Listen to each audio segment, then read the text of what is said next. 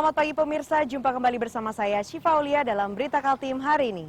Sejumlah berita penting telah kami siapkan untuk Anda dan berikut diantaranya.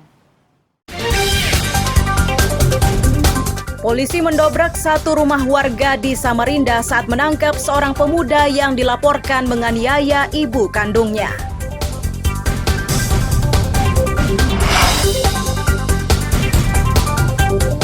Jalan tol menuju ibu kota negara Nusantara sudah dibuka, namun masih terbatas untuk tamu dan undangan HUT RI.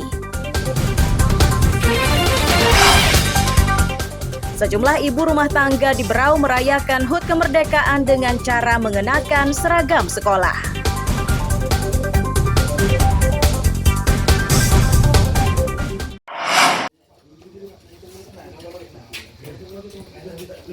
Pintu rumah warga di Gunung Lingai, Sungai Pinang, Samarinda ini dibuka paksa oleh polisi. Ini dilakukan saat hendak menangkap seorang pemuda yang dilaporkan menganiaya ibu kandungnya.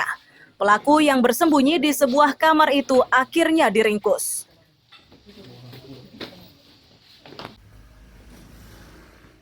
Relawan Info Taruna Samarinda menyebut laporan dugaan penganiayaan terhadap ibu kandung ini diterima dini hari. Mereka belum berani bergerak karena jumlahnya terlalu sedikit.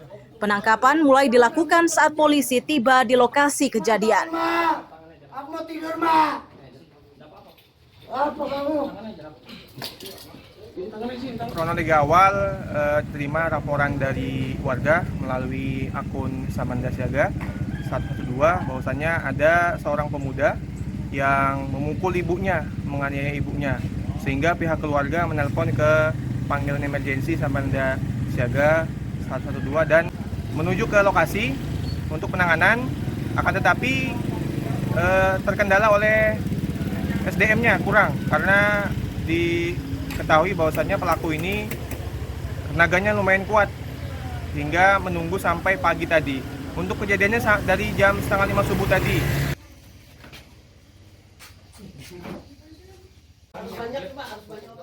Warga menyebut penganiayaan terhadap ibu kandung bukan kali pertama dilakukan. Penganiayaan kedua ini dilakukan saat pelaku hanya tinggal bertiga bersama ibu dan adik perempuannya. Pakai pisau Pak ya? Bawa pisau ya? Dia sama adiknya yang perempuan, sama kakaknya satu atau adiknya. Cuman kan di luar kota. Oh, di luar kota. Jadi dia di sini sama ibunya, sama adiknya satu perempuan. Bapaknya udah meninggal. Tadi informasinya ibu kandungnya sempat dianiaya tadi Bang? Iya, dipukul katanya. Dipukul ya? Itu jam berapa itu Bang? Subuh ya. Subuh ya? Subuh. Sepengetahuan Abang sudah sering kah dilakukan itu Bang? Yang saya dengar ini sudah 2 kali dia melakukan pemukulan sama ibunya.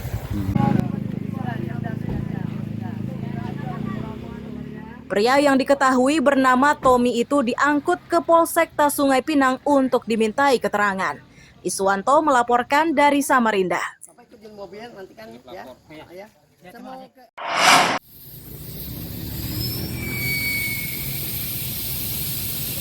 Minibus yang parkir di tepi jalan kawasan Jalan Wahid Hashim 1 tepat di depan gerai makanan Miga Coan digembosi bannya. Tindakan tegas dari petugas Dinas Perhubungan Samarinda itu untuk menghukum pemilik kendaraan yang nekat parkir di tempat terlarang.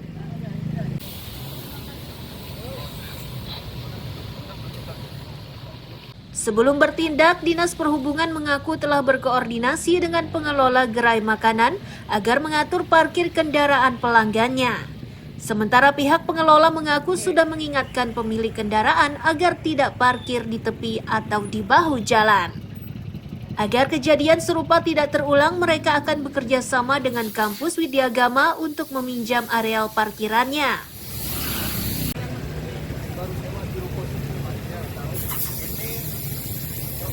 Gini, ini kan sebenarnya kita udah komunikasi di awal dengan pihak pengelola Miga Coan, dan hari ini saya sudah ketemu juga dengan pihak pengelola pihak Miga Coannya sendiri serta pengelola parkir. Jadi kita sudah arahkan sebenarnya kemarin untuk kendaraan tidak ada yang boleh parkir di badan jalan atau di tepi jalan. Kita udah buat melarang, tapi biasanya namanya pengunjung tetap memaksa, dan kita makanya akhirnya kita pasang rambu batas dan peringatan ya. Peringatan itu biar pengunjung tidak lagi. Kita pokoknya setiap kalau misalkan ada mau parkir langsung kita arahkan silakan cari tempat lain. Tadi ada disuruh parkir di Widya Gama gimana tuh?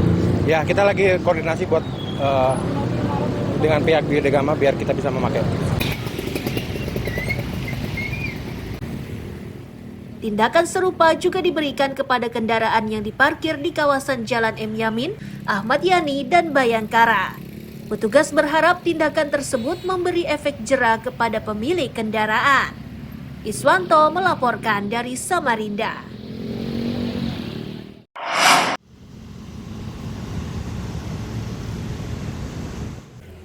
Satuan Tugas Pencegahan dan Penanganan Kekerasan Seksual atau Satgas PPKS Universitas Mula Warman Samarinda tengah menangani perkara dugaan pelecehan seksual di lingkungan kampus.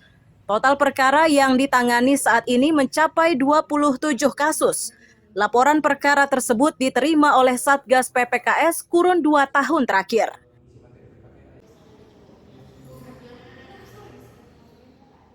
Koordinator Advokasi Satgas PPKS Unmul, Orin Gusta Andini menyatakan perkara yang ditangani beragam, mulai dari sesama mahasiswa hingga 3 orang dosen pengajar termasuk guru besar. 1 dosen sudah diberi sanksi dan 2 lainnya masih menunggu sanksi dari Kementerian Pendidikan, Kebudayaan, Riset, dan Teknologi. Harapanmu terlalu besar kalau itu, men? Iya sebenarnya. Nggak maksimal ya?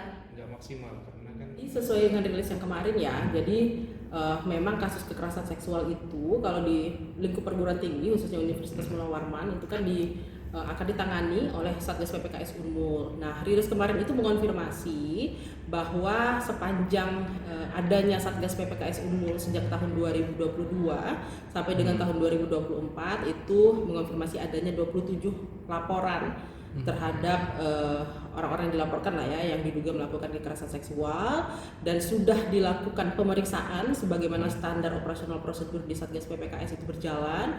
Kemudian kalau dirincikan ini ya, dari 27 itu 3 itu adalah laporan palsu, bukan palsu tapi laporan tanpa identitas yang sudah di follow up tapi nggak bisa dapat kejelasan. Kemudian kasus-kasus lainnya itu terjadi dengan pelaku dan korban yang itu adalah mahasiswa, baik itu di luar Unmul maupun di dalam Unmul, dan yang 3 kasus itu yang melibatkan dosen sebagai terlapor.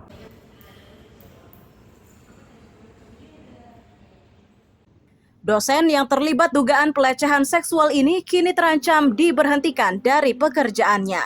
Iswanto melaporkan dari Samarinda.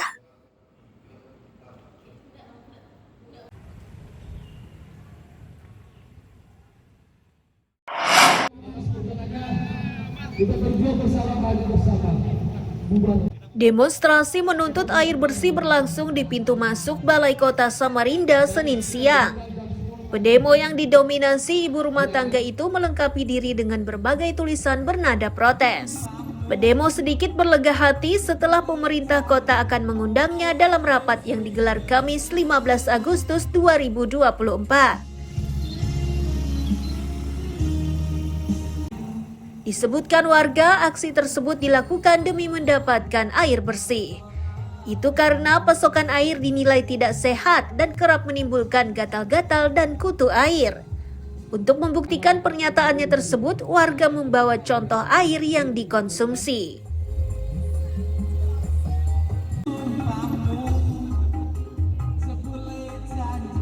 Kawan-kawan datang sini maksudnya untuk orasi, menyampaikan aspirasi kepada Bapak Wali Kota untuk permintaan air bersih, Bang. PDAM lah kami mintanya. Karena air di tempat kami jujur, Bang, dibilang layak sangat tidak layak. Karena sudah banyak dari kami juga termasuk anak-anak yang paling sering kena tuh seperti gatal-gatal, kutu air segala macam lah, Bang, untuk penyakit-penyakit itu, Bang. Dan kami pun sudah membawa sampel tadi sudah kami serahkan ke atas, kami lihatkan ke atas. Dan beliau juga tadi di atas ada direktur PDAM juga. Kami akan mengadakan pertemuan kembali, Bang, di tanggal 15.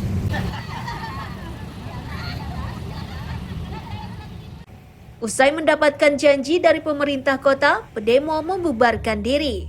Mereka berharap pasokan air bersih ke rumahnya terwujud. Iswanto melaporkan dari Samarinda.